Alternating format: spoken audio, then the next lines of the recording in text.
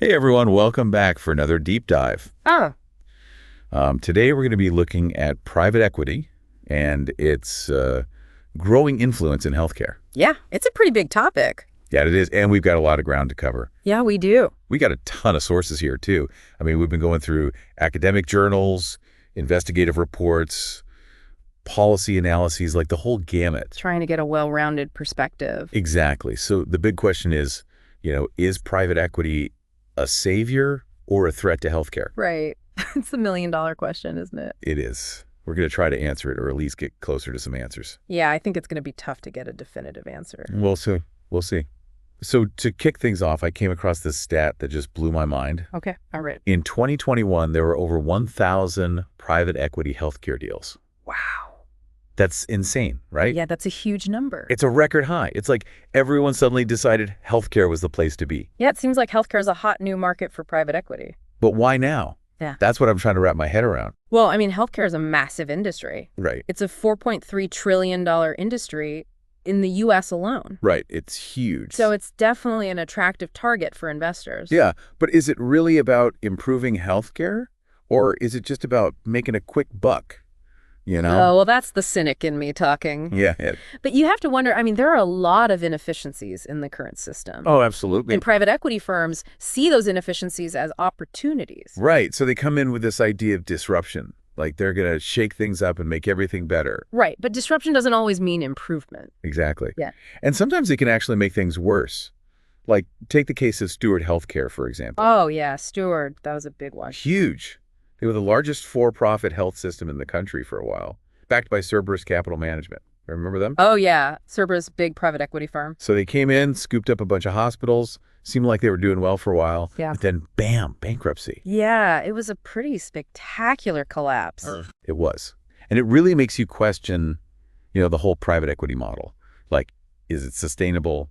Is it actually good for healthcare in the long run? Right, because in theory, private equity is supposed to bring in capital and expertise and help these struggling businesses turn things around. Right, make them more efficient. Exactly, but Steward shows that it doesn't always work out that way. Sometimes the focus on short-term profits can actually be detrimental to the long-term health of the organization. And to the patients they serve. Absolutely, because at the end of the day, healthcare is about people. It's not just another business. Yeah, it's different. It's about providing care to people who are often vulnerable and in need. Right. So when you have these financial players coming in with a purely profit-driven mindset, it can create some real ethical dilemmas. Absolutely. So I guess the question is there something about the way these private equity firms operate their playbook, so to speak, that might be contributing to these problems? Well, there are definitely some common tactics that private equity firms use when they invest in healthcare. Like, Well, one of the big ones is leverage. They use a lot of borrowed money to finance their acquisitions. so they're not actually putting up all the cash themselves. They're using other people's money. That's right. And that debt gets added to the healthcare provider's balance sheet, which can be a huge burden. So they're basically using the healthcare providers themselves as collateral. Yeah, in a way. That sounds risky. It can be. And then once they've acquired the healthcare provider, they often implement these aggressive cost-cutting measures and revenue-boosting strategies. To maximize profits. Exactly. And they typically want to see a return on their investment within 3 to 7 years. That's not a lot of time. No, it's not.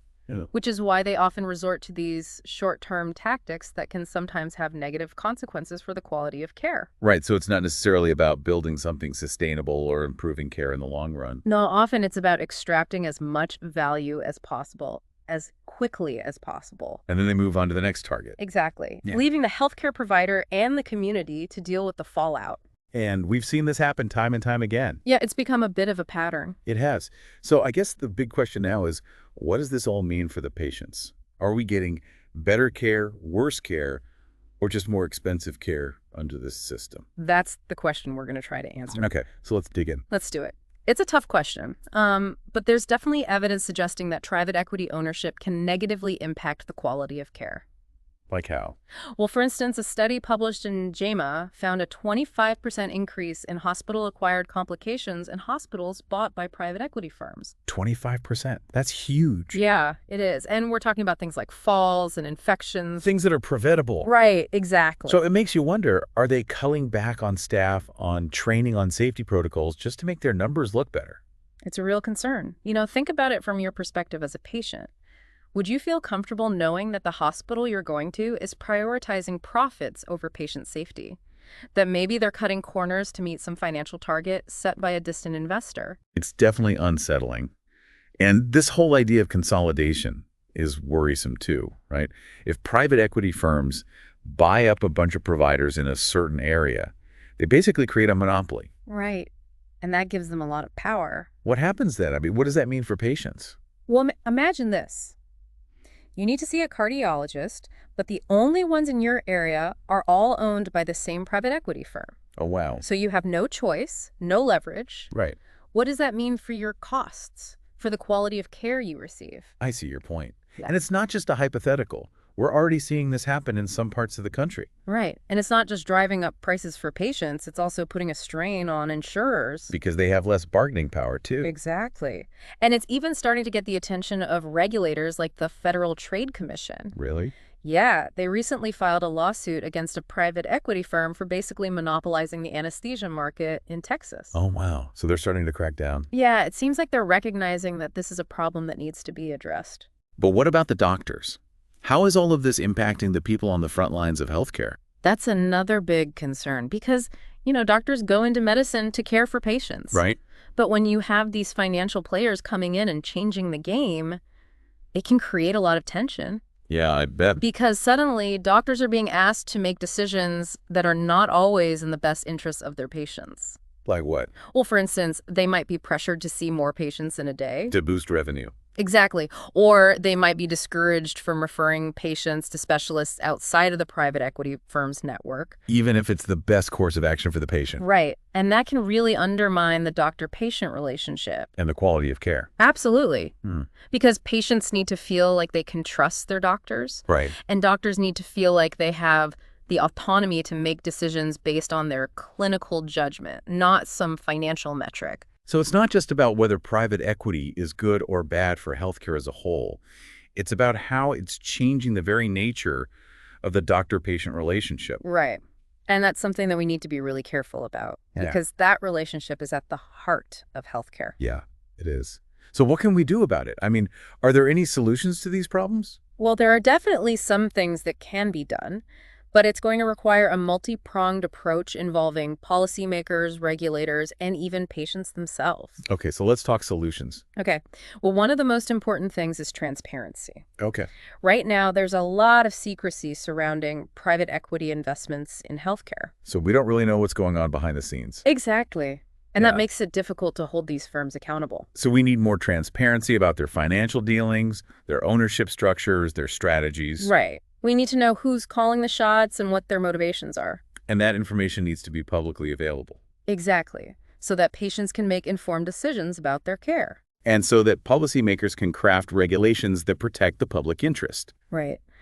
And another important solution is stronger antitrust enforcement. Okay. Because as we've seen, these private equity firms are consolidating the healthcare market. Creating monopolies. Exactly. And that's driving up prices and reducing patient choice. So we need to break up these monopolies and ensure that there's healthy competition in the market. Right. Because competition is good for patients. It keeps prices down and it encourages innovation. Exactly. And there are also some policy changes that could be made to address the problem of cost shifting. Like what? Well, right now, private equity firms are able to shift a lot of the debt they take on onto the healthcare providers they acquire. Right, we talked about that. Yeah, and that puts a huge financial burden on those providers. So what can we do about it? Well, some experts have proposed policies that would require private equity firms to share in the financial responsibility for that debt. So they can't just walk away scot-free if things go south. Exactly. It's about aligning incentives. I like that idea. And there are also some things that patients can do to protect themselves. Like what? Well, first of all, be an informed consumer. Do your research on the healthcare providers in your area. Okay. Find out who owns them and what their track record is. And don't be afraid to ask questions. Exactly. Ask your doctor about their ownership structure and how it might impact your care. And if you're not comfortable with the answers you get, you can always seek care elsewhere. Right, because you have the right to choose your healthcare provider. And finally, don't be afraid to speak up. If you see something that you think is wrong or unethical, report it to the appropriate authorities. Because we all have a role to play in ensuring that our healthcare system is fair and equitable. Right. We need to hold these private equity firms accountable for their actions. And we need to make sure that patients are always put first. Absolutely. Because at the end of the day, that's what healthcare is all about. Okay, so we've talked about quality of care. We've talked about the impact on doctors. But what about the bottom line? What about costs? How is private equity affecting what we actually pay for healthcare? Well, that's a big concern too, right? Healthcare costs are already a major burden for a lot of people. It's true. And if private equity is making things even more expensive, that's a big problem. Yeah, absolutely. And there's actually evidence to suggest that that's exactly what's happening. Really? Like what kind of evidence? Well, for instance, a recent report by the California Healthcare Foundation found a strong link between private equity acquisition of healthcare providers and higher costs, both for patients and for insurers. So it's not just a feeling, it's actually showing up in the data. Right. Yeah. And this isn't just one study either. Multiple analyses have shown similar trends. Okay, so it's a pattern then. It seems to be. But why is that happening? Why are private equity firms driving up costs? Well, part of it is just their basic business model, right? They're focused on maximizing profits. Right. And in healthcare, that often means raising prices. Okay, but it can't just be that simple, can it? I mean, there must be more to it. Well, yeah, there are other factors at play too, like the way private equity firms structure their investments. Okay. They often use a lot of debt financing, which can add to the financial burden on healthcare providers. Debt financing. Can you explain that? Sure. So basically, they borrow a lot of money to finance their acquisitions, and then that debt gets transferred to the healthcare provider. So it's like they're saddling the healthcare provider with a huge mortgage. Exactly. And then the healthcare provider has to make payments on that debt, which can put a strain on their budget. And that can lead to higher prices for patients. Right, because they have to make up that money somehow. Okay, I see. And there's also the issue of transparency or lack thereof, right? I mean, we don't really know what's going on behind the scenes with these private equity deals. That's a big problem because it makes it really difficult to track how they're affecting costs. Right, because they're not exactly open books, are they? Nope, and that makes it hard to hold them accountable. So what can we do about it? I mean, is there any way to rein in these costs and make sure that private equity isn't just squeezing every last dollar out of the healthcare system? Well, there are some things that can be done, but it's going to require a concerted effort from policymakers, regulators, and patients. Okay, so let's break that down. What can policymakers do? Well, one thing they can do is strengthen antitrust enforcement. Okay, so prevent these monopolies from forming in the first place. Exactly, because when you have competition in the market, it helps to keep prices down. Makes sense. And what about those payment loopholes that we talked about earlier? Are there any policy solutions for those? Yeah, some experts are calling for those loopholes to be closed. So private equity firms can't just game the system and make profits without actually improving care. Exactly. It's about creating a more level playing field. I like that. And what about this debt shifting problem? Is there anything that can be done about that? Well, some people have proposed policies that would require private equity firms to share in the financial responsibility for the debt they take on. So they can't just pass the buck to the healthcare provider. Right. It's about making sure that they have skin in the game. Okay, so there are some policy solutions out there. But what about us? What can we do as patients? Well, the most important thing is to be informed. Nope. Do your research on the healthcare providers in your area. Find out who owns them, what their track record is. Exactly. Because you have a choice in where you get your care. Right. And if you're not comfortable with a particular provider, you can always go somewhere else. Exactly. And don't be afraid to ask questions. Of your doctor, of the hospital. Right. Ask about their ownership structure and how it might be affecting your care. Because knowledge is power. Exactly. And finally, don't be afraid to speak up. If you see something that you think is wrong. Right. Report it to the appropriate authorities. Because we all have a responsibility to make sure that our healthcare system is working for everyone. That's right. It's about making our voices heard. Absolutely. So it sounds like this issue of private equity in healthcare is pretty complex. It is. There are no easy answers. But it's something that we all need to be aware of and engaged in. Right, because it's affecting all of us. Well, I want to thank you so much for joining us today and sharing your expertise on this topic. It was my pleasure. I know it's a lot to digest, but Yeah. I think it's really important that we have these conversations and that we start asking these tough questions. I agree. The more we know, the better equipped we are to advocate for ourselves and for a healthcare system that truly puts patients first. Absolutely. So that's it for today's deep dive. We hope you found it informative and engaging. And we hope you'll join us again next time for another deep dive into a complex and important issue. Until then, thanks for listening.